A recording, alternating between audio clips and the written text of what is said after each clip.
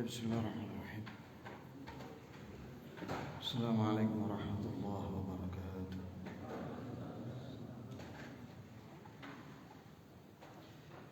إن الحمد لله نحمده ونستعينه ونستغفره ونستهديه ونتوب إليه ونعوذ بالله من شرور أنفسنا ومن سيئات أعمالنا. من يهده الله فلا مضل له ومن يضلل فلا هادي له. أشهد أن لا إله إلا الله وحده لا شريك له وأشهد أن محمدا عبده ورسوله صلى الله عليه وعلى آله وصحبه ومن تبعهم بإحسان إلى يوم الدين وسلم تسليما كثيرا. اللهم ارزقنا علما نافعا ورزقا طيبا وعملا متقبلا. اللهم ارزقنا الإخلاص في القول والعمل. اللهم ارزقنا الاحتساب والسنة في القول والعمل. ثم أما بعد. Jamaah sekalian, barakallahu li wa lakum. Ini saya mengawali di sini setelah liburan. Ya, maka para ulama biasanya memberikan nasihat sebelum mengawali kajian baca kitab. Yang pertama, untuk meluruskan niat dan menghadirkan niat dalam rangka mencari ridha Allah, mendekatkan diri kepada Allah dan mencari pahala dan syurganya Allah Subhanahu wa taala dengan mengaji atau talabul ilm. Sebab kita tidak akan mendapatkan pahala kecuali lillah, untuk Allah, untuk mencari ridha Allah, untuk mendekatkan diri kepada Allah saja. Wa laysa linnas. Ngaji ini bukan untuk mencari pujian manusia atau sanjungan manusia, tapi kita ingin dirahmati oleh Allah, kita ingin diampuni oleh Allah dan diterima oleh Allah Azza wa Jalla. Karena mengaji ini adalah ibadah.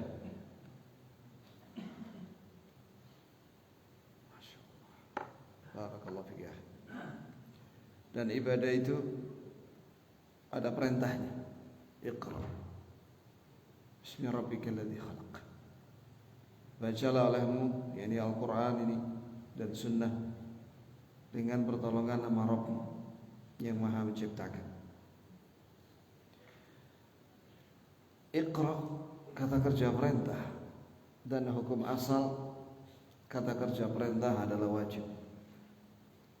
Dan wajib merupakan salah satu hukum yang 5 dari ibadah. Ada wajib, ada mustahab, ada haram, ada makruh, ada mubah. Yang kedua, tentang manhaj yang kita ajarkan di dalam kajian ini adalah membaca buku Al-Qaul Mubin fi Akhtal Musallin, yaitu penjelasan yang nyata, yang terang tentang kesalahan orang yang sholat, yang ditulis oleh Syekh Masyhur Hasan Salman hafizahullah. Beliau salah satu murid terbaik dari Syekh Muhammad Nasiruddin Al-Albani rahimahullah.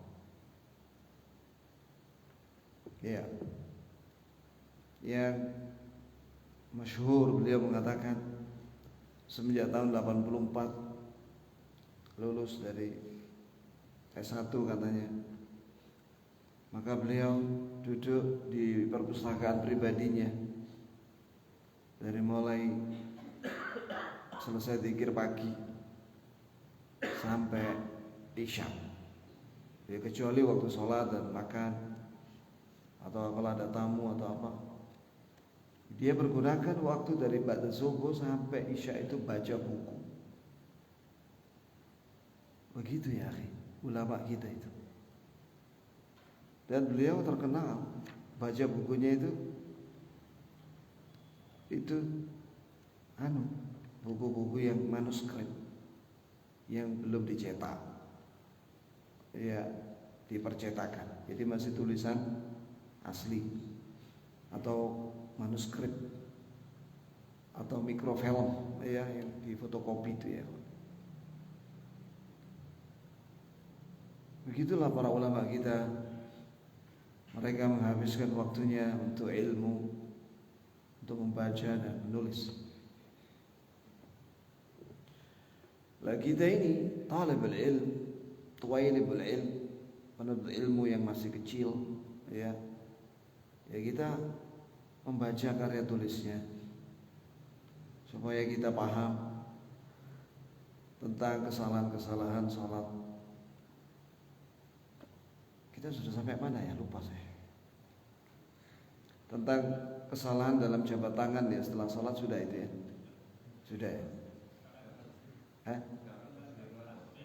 Tasbih, iya. Baik. Kata penulis hafizahullah, akhta'ul musallin bitasbih. Kesalahan orang yang salat tentang tasbih, yaitu at-tasbih wa takbir aqib as-salawat mustahab laysa biwajib. Ini ketahuilah bahwasanya mengucapkan subhanallah dan juga alhamdulillah dan Allahu akbar setelah salat 5 waktu itu hukumnya sunnah, mustahab. Jadi nama lain dari mustahab itu apa? Sunnah. Dia bukan wajib. Wa man arada an yakum qabla dzalik falahu dzalik. Siapa yang ingin berdiri, maksudnya keluar dari masjid setelah salat 5 waktu, boleh. Walakin al-afdal al-ityan bil warid anhu sallallahu alaihi wasallam. Akan tapi yang afdal, yang utama adalah melakukannya, yaitu zikir. Begitu ya jemaah. Syekh bin Baz pernah menyatakan, hendaklah seorang muslim ketika selesai salat 5 waktu, jika tidak ada keperluan yang mendesak, maka duduklah dia di tempat duduknya itu dan berzikir. Zikir ba'da salat. Karena saat itulah turun rahmat Allah dan ampunan untuk orang yang berzikir ba'da salat. Dan dia didoakan oleh malaikat, Allahumma ighfir lahu, Allahumma tub alaih, Allahumma arhamhu. Ya Allah, ampunilah dia, ya Allah terima taubatnya dan rahmatilah dia. Ya, begitu ya jemaah. Wa khususan anna tsabit anhu ahyanan annahu kana yusabbihu 10. Dan bahwasanya Nabi sallallahu alaihi wasallam yang sah darinya sallallahu alaihi wasallam, kadang beliau sallallahu alaihi wasallam itu tasbih 10 kali. Jadi dia mengucapkan subhanallah 10 kali dan memuji Allah alhamdulillah 10 kali dan Allahu akbar 10 kali. Ya. Syekh bin Utsaimin ketika ditanya masalah ini tentang macam-macam zikir ba'da salat 5 waktu, beliau menjawab ada 4 macam. Yang pertama ini membaca subhanallah 10 kali, alhamdulillah 10 kali, Allahu akbar 10 kali. Kadang 11 kali. Ya. Itu. Yang kedua, itu membaca subhanallah 33 kali. Kemudian alhamdulillah 33 kali. Kemudian Allahu akbar 33 kali. Dan ditutup dengan apa? La ilaha illallah wahdahu la syarika lah, lahul mulku wa lahul hamdu wa ala kulli syai'in qadir. Kemudian yang ketiga sama, subhanallah 33 kali, alhamdulillah 33 kali, Allahu akbar 33 kali. Allahu Akbar 34 kali. Jadi yang tadi itu ditutup dengan la ilaha illallah wa la syarikalah lahul mulku wal hamdu wa ala kulli syai'in qadir di bilangan yang 100 itu diganti dengan Allahu Akbar. Jadi Allahu Akbarnya 34 kali. Jelas ya jemaah? Itu yang ketiga. Yang keempat, membaca subhanallah walhamdulillah wa la ilaha illallah wallahu akbar sebanyak 25 kali. Jadi ada 4 macam membaca tasbih ba'da salat 5 waktu. Afdalnya seorang muslim kadang-kadang mengamalkan yang pertama, kadang yang kedua, kadang yang ketiga, kadang yang keempat, sehingga dia mengamalkan semua sunnah Nabi Muhammad SAW. فعندما يتعرض المسلم لظرف طارئ يشغله عن تمام التسبيح فليأتي ب10 تسبيحات. Nah ini dia.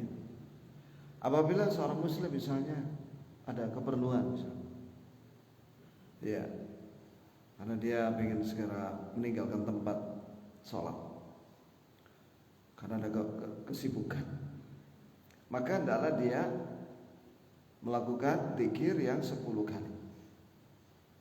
Subhanallah 10 kali, alhamdulillah 10 kali, Allahu Akbar 10 kali, atau 11 kali masing-masing. Wa mithluha min at-tahmidat wa takbirat. Begitu pula 10 kali atau 11 kali dalam mengucapkan alhamdulillah dan Allahu Akbar. Wa yakunu bidzalika qad asaba 'ainus sunnah, sehingga dia benar-benar mencocoki sunnah Nabi. Wa lam yanshagil 'amma asaba. Iya. Sehingga dia tidak meninggalkan sunnah itu walaupun dia ada kesibukan. Bahkan boleh juga berzikir tadi itu yang 10 kali itu sambil berjalan kaki, karena dia ada keperluan yang tidak bisa ditinggalkan. Jadi ba'da salam dia meninggalkan masjid sambil berzikir. Wa'lam 'alamanillah wa iyyak anna tanawwu' al-adhkar min ni'matillah subhanahu 'ala al-insan. Ketahuilah bahwa semoga Allah memberi kita semua ilmu bahwa zikir yang bermacam-macam dari Nabi itu nikmat dari Allah.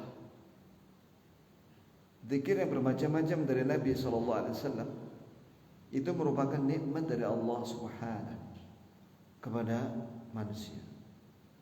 Dzalika li'annahu yahsulu biha iddat fawaid.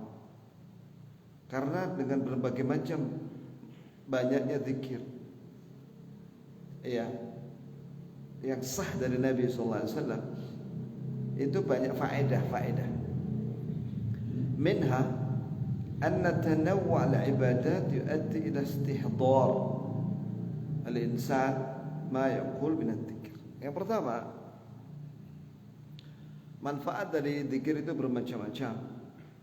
Dengan zikir yang bermacam-macam, maka seorang muslim dia akan fokus, konsentrasi dan memahami apa yang dia baca.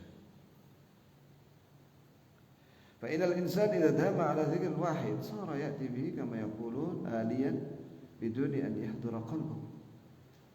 Kalau manusia hanya melakukan zikir cuma satu aja, subhanallah 33, alhamdulillah 33, Allah akbar 33 kali, ditutup dengan la ilaha illallah wa la syarika lahu lahul mulku wa hamdu wa ala kulli syai'in qadir.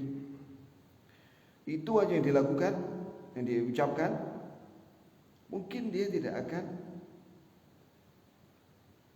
memahami apa yang dia ucapkan. Ya karena cuma satu itu saja. Iya. Itu ya ikhwan. Tapi kalau bermacam-macam, maka dia fokus untuk memahaminya. Fa idza ta'ammada wa taqassada tanwi'aha fa innahu bidzalika yahsul lahu hudurul qalb. Kalau dia sengaja untuk melakukan zikir itu, dia kadang yang nomor 1, kadang nomor 2, kadang nomor 3, kadang nomor 4, maka dia akan apa? Bisa menghadirkan hati. Wa minha, ini yang kedua, annal insan yakhtarul aisar minha. Bahwa seorang manusia, ini muslim maksudnya, dia memilih mana yang paling mudah dengan menyesuaikan kondisinya. Fal aisar li sababin al asbab. Yang paling mudah dari zikir itu dia pilih karena ada sebab. Fa yakunu bidzalika tashilan alaih. Sehingga itu menjadi kemudahan baginya. Kalau misalnya enggak ada kegiatan apa-apa, ya pilih zikir yang lengkap. Subhanallah, alhamdulillah, la ilaha illallah, Allahu akbar. Berapa kali? 25 kali. Gitu ya, lengkap itu ada la ilaha illallah. Begitu ya jemaah. Selanjutnya, wa minha, yang ketiga, anna fi kulli juz'in ma laysa fil akhar. Fa yakunu bidzalika ziyadatu thana' 'ala Allah azza wa jalla. Ketahuilah bahwa dalam zikir yang bermacam-macam itu ada tambahan-tambahan yang tidak ada pada zikir yang lain. Sehingga di situ ada tambahan pujian dan sanjungan untuk Allah azza wa jalla. Begitu ya kawan. Ya.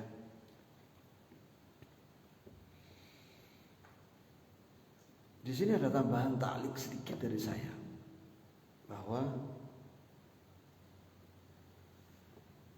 seorang muslim ketika dia berzikir, hendaklah dia memahami maknanya. Ya.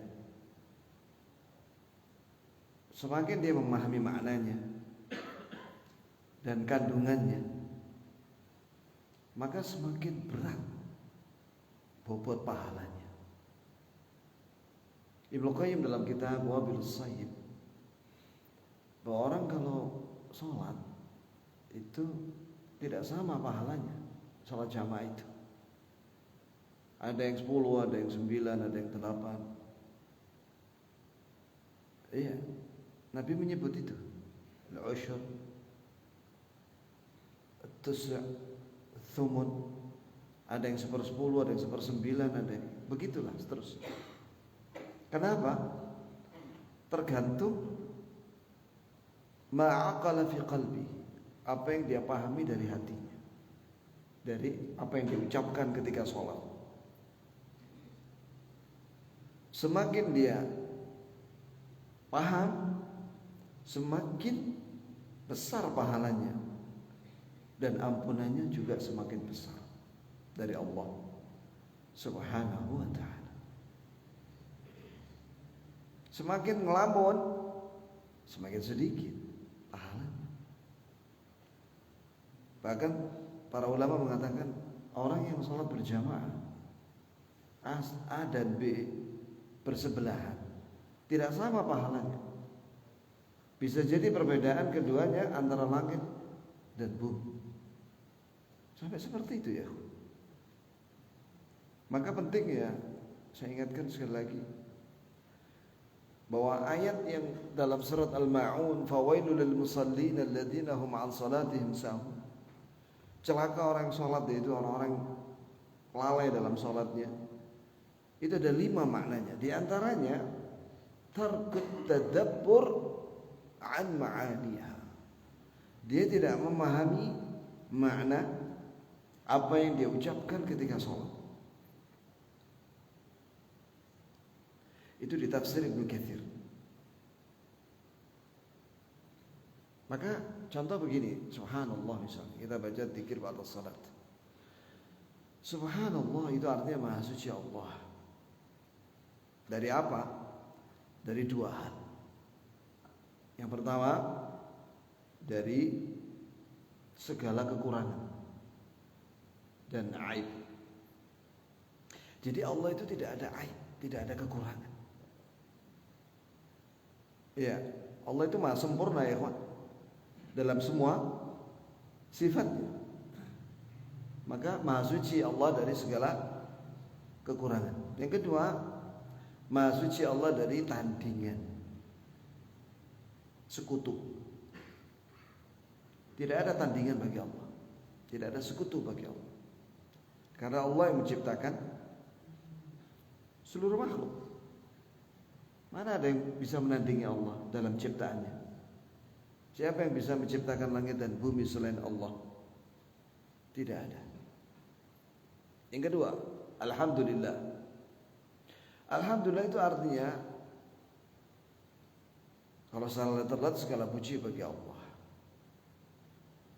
Nah, Allah Maha terpuji itu dan kita memujinya dan menyanjungnya itu juga karena dua sebab utama. Yang pertama, likamalihi, karena maha sempurnanya Allah dalam semua sifatnya, maka berhak untuk dipuji dan disanjung.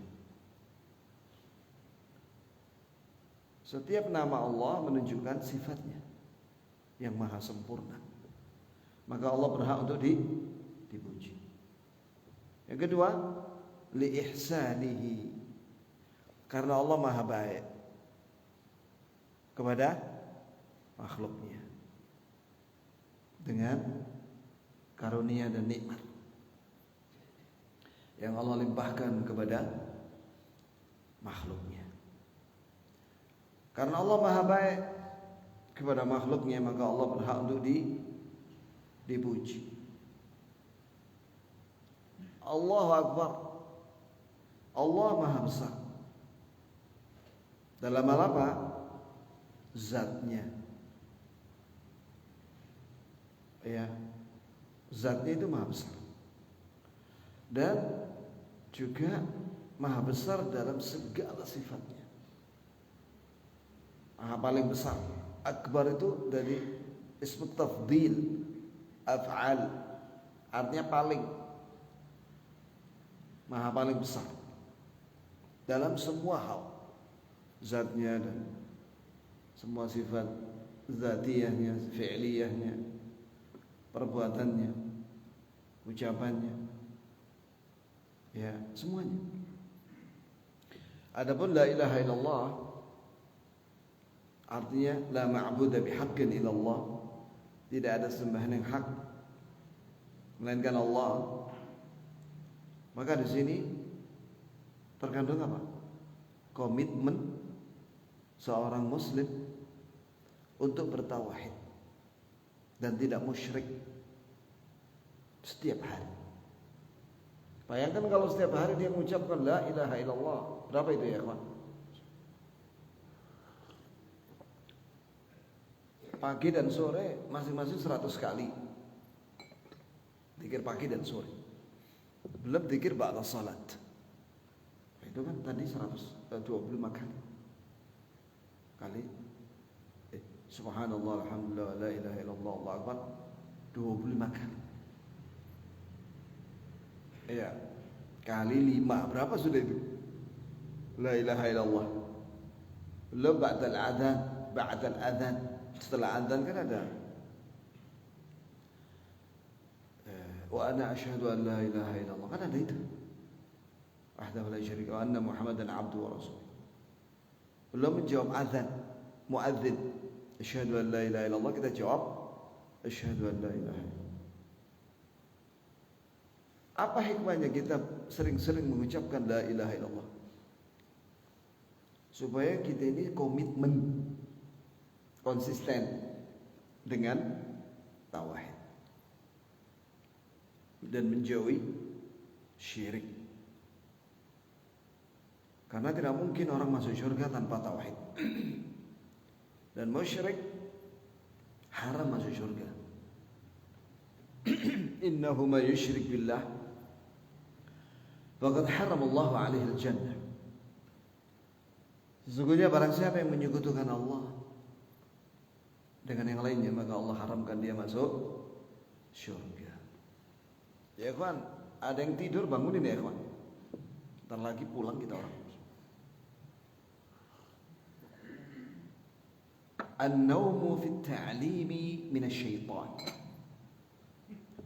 Kata Syekh Shalih Al-Utsaimin, tidur ketika pengajian itu dari setan. Harakot, digoda setan. Ya, itu ya. Maka bangunkan saudaramu yang tidur. Nanti tidurnya nanti, habis terbit matahari. Kalau capek, ngantuk, ya silakan tidur. Setelah terbit matahari. Mungkin ada yang shift malam ya kan? Shift malam, kerja malam. Baik, kemudian minha anna fi kulli juz'in ma laysa fil akhir. فيقول بذلك السوداني والحاصل أن بعض الأذكار الواردة بعد الصلوات متنوعة. Jadi sebagian zikir yang ada setelah salat 5 waktu itu bermacam-macam dan semuanya boleh diamalkan secara bergantian. Setiap salat 5 waktu pilih salah satunya. Fabi ayyi wahid minha ata faqad ahsan. Maka jika dia melakukannya secara bergantian, ba'da salat misalnya ba'da subuh subhanallah 10 kali atau 11 kali, alhamdulillah 10 kali, la ilaha illallah Allahu akbar 10 kali ba'da subuh karena mau pengajian. Kemudian baca ayat kursi, ya kan? Kemudian baca qul hu al-falaq an-nas. Ba'da zuhur baca karena agak longgar kan, subhanallah 33 kali, Allah alhamdulillah 33 kali, Allah akbar 33 kali, ditutup dengan la ilaha illallah wahdahu la syarika lah lahul mulku wa lahul hamdu wa ala kulli syai'in qadir. Pada asar pilih yang nomor 3, yaitu subhanallah 33 kali, alhamdulillah 33 kali, Allah akbar 34 kali. Ba'dal maghrib karena waktunya pendek mau pengajian juga, pilih yang tadi itu 11 kali. Subhanallah 11 kali, alhamdulillah 11, Allahu akbar 11. Ba'da isya agak longgar. Pilih subhanallah alhamdulillah wa la ilaha illallah Allahu akbar, baca sebanyak 25 kali. Maka dia telah mengamalkan semua sunnah.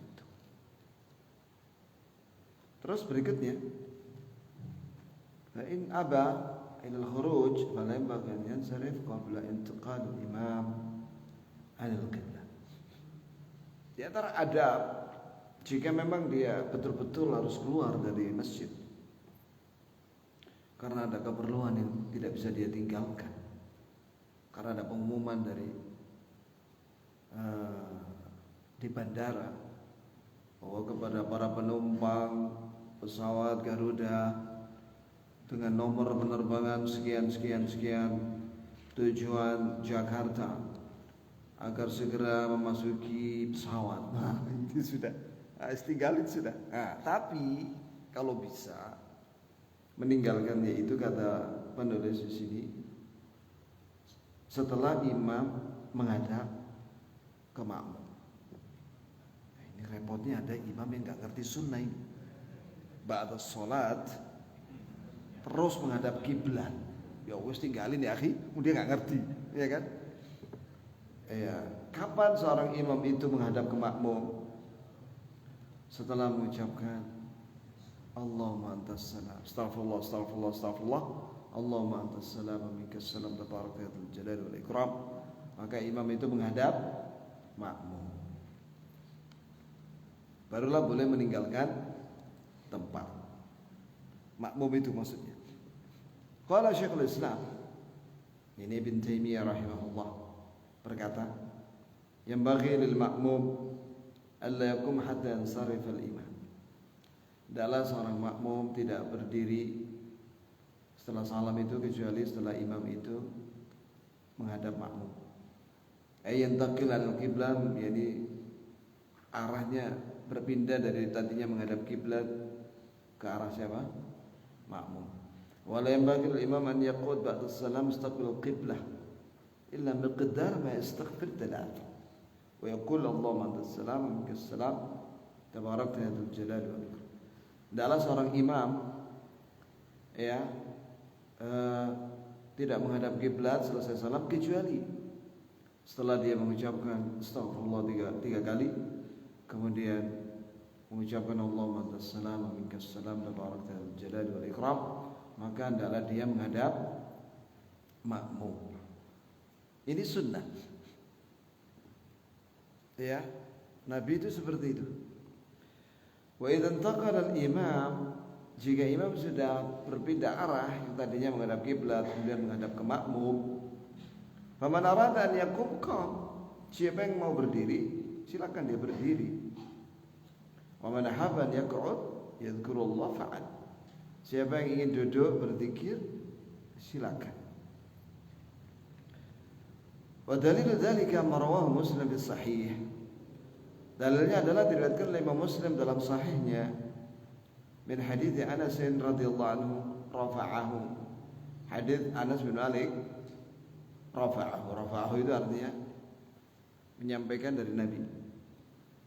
Ayyuhan nas, kata Rasulullah sallallahu alaihi wasallam, wahai manusia, inni imamukum, aku adalah imam kalian.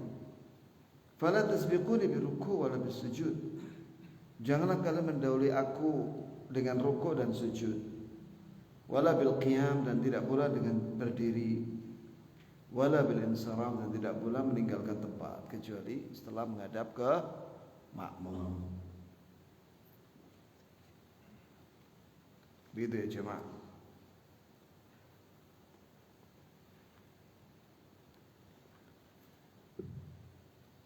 Jadi kalau ada imam selesai salam zikir menghadap kiblat terus, berarti dia tidak mengamalkan sunnah. Bahkan ada ini sudah pernah kita bahas itu. Ada itu sudah pembahasannya, kesalahan imam. Bahkan itu termasuk kibir, nau'un minal kibir, salah satu bagian daripada kesombongan. Seorang imam tidak menghadap makmum selesai salam, setelah mengucapkan tadi itu menghadap kiblat aja, makmumnya nggak direken, ya, nggak berhadapan begitu loh ya. Mungkin dia nggak tahu ya, mungkin dia imamnya tidak tahu, begitu ya. Ya diberitahu aja. Selanjutnya, ini sudah terbit matahari ya, akhi. Iya. Kayaknya sudah terbit matahari. Tambah lagi ya bonus.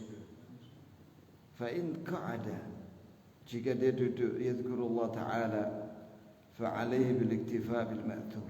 Nah ini ya.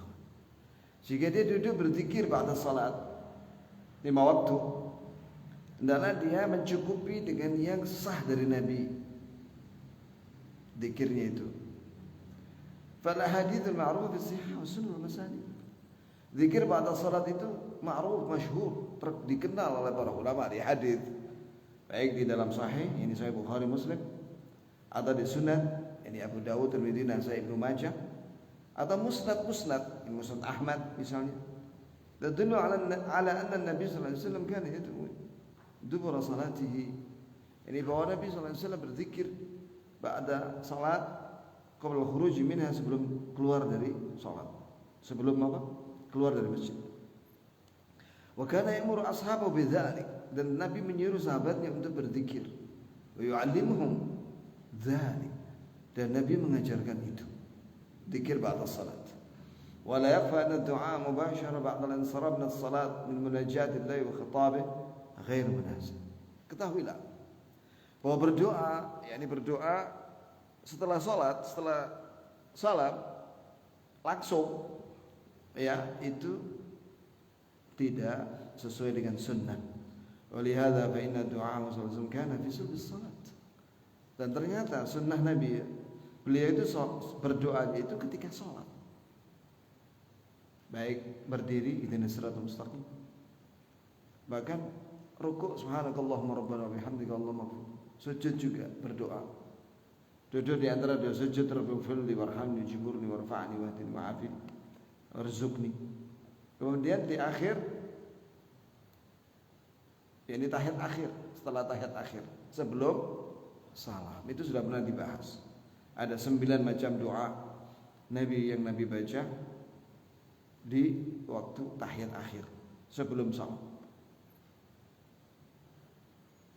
Wa innal musalli yunaji rabb, orang yang salat itu sedang berdoa kepada Allah. Fa idza da'a hala munajati lahu kana munasiba. Maka jika dia berdoa ketika salat, maka itu sangat pas dan itu sesuai dengan sunnah Nabi sallallahu alaihi wasallam. Kemudian beliau, ini penulis menukil ini sebagai penutup ya. Setelah itu nanti ada ta'liq sedikit. Ta'liq itu catatan. Bahwa Syekh bin Baz rahimahullah mengatakan, lam yasih an Nabi sallallahu alaihi wasallam annahu kana yarfa'u yadayhi ba'da salatil fardhah. Tidak ada satupun hadis sahih dari Nabi sallallahu alaihi wasallam bahwa Nabi mengangkat kedua tangannya berdoa setelah salat 5 waktu. Tidak ada satupun hadis yang sahih Nabi berdoa angkat tangan ba'da salat, wajib. Walam yasid dzalika aidan an ashabi, tidak ada satupun juga riwayat yang sahih dari sahabatnya. Jadi tidak ada satupun sahabat yang berdoa ba'da salat. Padahal salat ini perkara yang dilihat orang banyak. 5 waktu salat berjamaah di masjid. Tidak ada satupun sahabat yang meriwayatkan bahwa Nabi berdoa angkat tangan ba'da salat.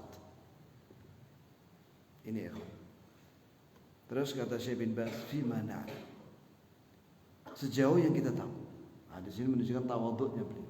Dan beliau sudah banyak baca itu semua kutub hadis, kitab hadis yang menjadi pegangan kaum muslimin, yaitu Sahih Bukhari, Muslim, Abu Daud, Tirmidzi, Nasai, Ibnu Majah, itu dibaca di majelis Syekh bin Baz. Musnad Ahmad juga.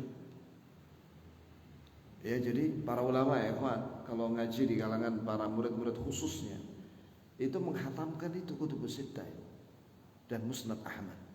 Musnad Ahmad itu 30.000 hadis. Bayangkan coba. Kita orang arba'in belum khatam. Arba'in Nawawi 42 hadis, 40 hadis itu belum khatam kita. Saya ngaji kitab itu baru hadis keberapa itu? 10 kalau nggak salah. Ya, sebulan 2 kali man. Lah kalau Syekh bin Baz itu ngaji hadis itu setiap hari. Ada murid-murid khususnya, anak-anak muda itu. Ya, sampai khatam itu ya kan. Bukan hanya itu, ngaji Fathul Bari. Fathul Bari. Dan Syekh bin Baz kan buta. Ketika muridnya baca kitab Fathul Bari itu sama ini ya. Syarah Sahih Bukhari itu yang baca itu diluruskan sama dia. Udah itu salah cetak itu. Yang benar itu. Karena saya pernah dengar dari manuskrip yang dibacakan oleh murid saya. Wah, begitu ya. Sampai kata seorang mahasiswa Indonesia yang pernah ngaji Fathul Bari itu, kayaknya Syekh bin Baz itu hafal Fathul Bari. Jadi begitulah ulama kita. Jadi sholat ini dilihat orang banyak. Nabi itu dilihat orang banyak, sahabat. Tapi tidak pernah ada satupun riwayat dari sahabat bahwa Nabi itu berdoa ba'da sholat. Angkat tangan. Enggak pernah. Enggak ada riwayat. Kenapa? Karena Nabi sudah berdoa waktu sholat. Berdoa banyak. Sehingga ba'da sholat itu zikir.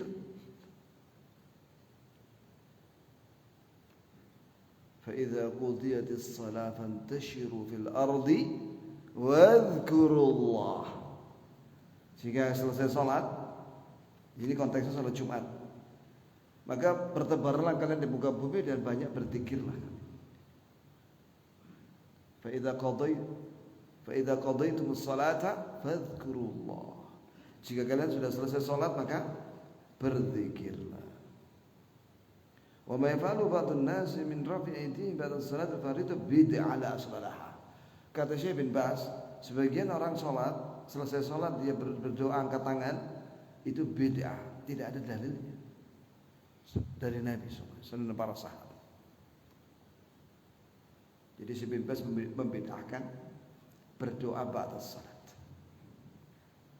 Apalagi doa berjamaah ba'da salat. Sekiranya itu sunnah, tentu para sahabat menceritakan. Karena itu dilihat orang banyak. Penuh itu Masjid Nabawi itu di zaman Nabi kalau sholat. Sahabat lihat semua Rasul. Jangankan itu, Abu Hurairah pernah meriwayatkan Nabi ketika setelah takbiratul ihram dan Al-Fatihah, antara itu Nabi itu terlihat oleh Abu Hurairah di belakangnya, sampingnya gitu, melihat Nabi bergerak-gerak jenggotnya dan bibirnya seperti membaca sesuatu. Maka Abu Hurairah tanya, "Ya Rasulullah, aku tadi melihat kau membaca sesuatu sebelum Al-Fatihah." Maka Nabi mengajarkan doa istiftah. "Ya, aku tadi baca Allahumma ba'id baini wa baina khataayaya kama ba'adta bainal masyriqi wal maghrib." Dan seterusnya. Jadi apapun yang dilakukan oleh Nabi itu sahabat itu tanya kalau nggak tahu, dan sahabat menceritakan. Apalagi berdoa ba'da salat, dilihat semua orang dan dengan suara yang kedengaran. Ternyata Nabi tidak melakukan. Makanya para sahabat tidak menceritakan. Bukan berarti kemudian sahabat menyembunyikan ilmu. Tidak ada sahabat yang menyembunyikan ilmu. Ya jemaah, sahabat tidak ada yang menyembunyikan sedikit pun, satu pun apa yang diucapkan dan yang dilakukan oleh Nabi SAW. Dan satu lagi, tadi kan disebut hendaklah berzikir itu sesuai dengan yang disyaratkan, yang diucapkan oleh Nabi.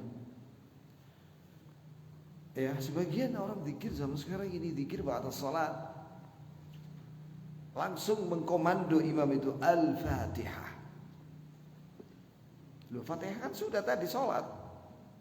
Nabi tidak pernah baca Al-Fatihah ba'da salat. Yang Nabi baca itu apa? Ayat kursi dan kulhu dan Al-Falaq dan An-Nas. Dan juga Nabi SAW tidak ada membaca la ilaha illallah secara berjamaah sambil menggeleng-gelengkan kepala. Tidak pernah ya. Ya. Yang ada itu la ilaha illallah wahdahu la syarika lahu lahul mulku wa lahul hamdu wa ala kulli syai'in qadir. Itu dibaca ba'da subuh itu 10 kali la ilaha illallah wa la syarika lahu lahul mulku wa lahul hamdu wa yuhyi wa ala kulli syai'in qadir. Ba'da subuh 10 kali, ba'da maghrib 10 kali. Masing-masing. Di samping itu tadi yang setelah subhanallah dan alhamdulillah dan Allahu akbar itu ada la ilaha illallah wa la syarika lahu lahul mulku wa lahul hamdu wa ala kulli syai'in qadir sekali. Adapun la ilaha illallah secara berjamaah itu tidak pernah dilakukan oleh Nabi. Secara berjamaah itu maksudnya bareng-bareng.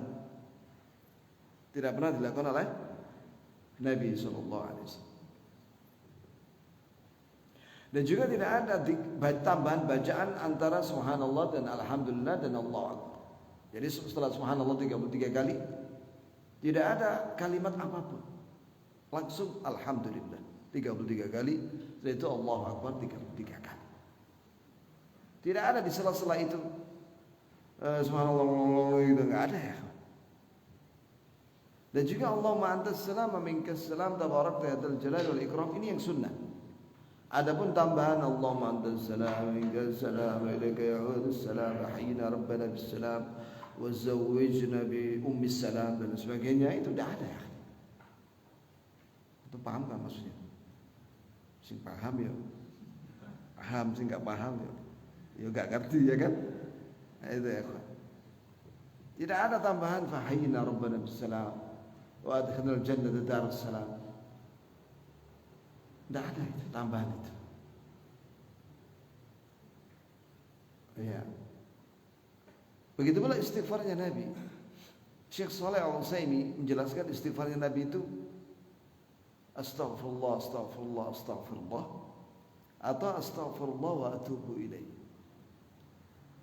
Lah ini ada lagi istighfarnya panjang betul. Jiranina wal muslimat wal mu'minat wal amwat. Akhirnya banyak kaum muslimin yang tidak mengerti apa yang dibaca orang itu. Terlalu panjang. Iya kan? Itu ya. Baik, sampai di sini insyaallah. Apa ada pertanyaan? Kayaknya udah jelas ya. Alhamdulillah. Iya. Alhamdulillah. Iya. Kanan dulu.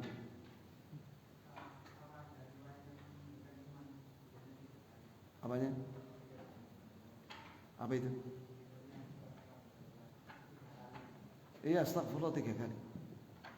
Astagfirullah, astagfirullah, astagfirullah 3 kali.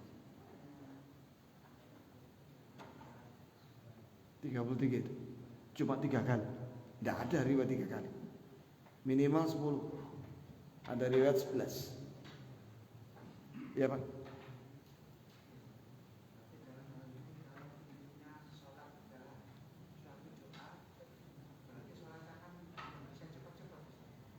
Kenapa? Ya yang tenang lah, jangan cepat-cepat.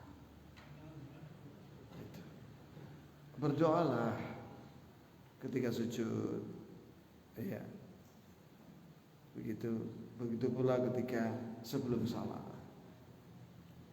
Syekh Shalih Al-Fauzan, Syekh Abdul Razak pernah ditanya sama seorang jamaah, "Syekh, antum tadi baca apa ketika tahiyat akhir itu?" "Saya sampai baca tahiyat akhir itu 2 kali kan. At-tahiyatul mubarakat salawatu thayyibatulillah itu. Sampai innaka hamidum majid.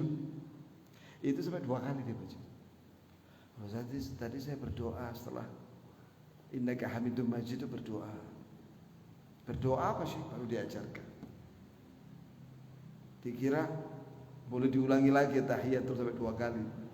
Saking lamanya Syekh Abdul Razak berdoa sebelum salam.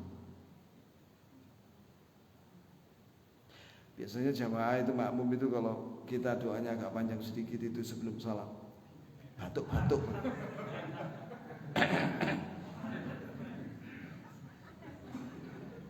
Padahal dia gak batuk tadi itu.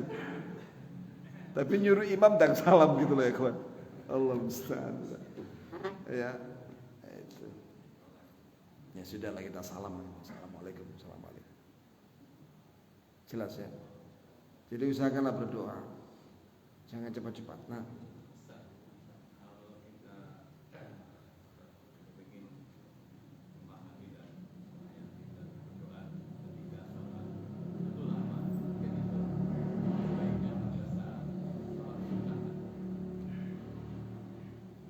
Kalau makmum yang ngikuti imam, ya kan, lama dan tidaknya itu.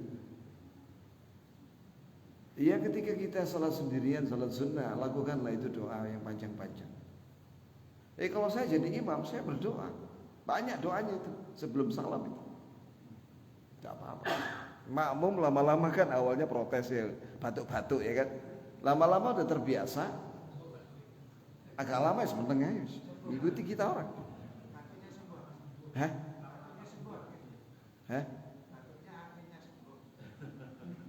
Iya.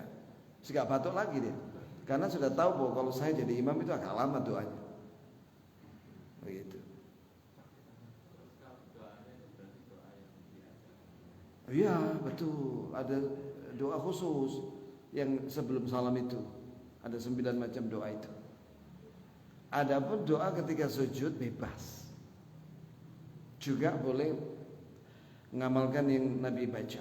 Allahumma inni a'udzu biridhaka min sakhatika bi mu'afatika min 'uqubatik. A'udzu bika minka law sathana 'alaika anta kama athnayta 'ala nafsik. Silakan dibaca ketika sujud. Dan juga doa-doa yang lain tuh mau minta apa aja sama Allah.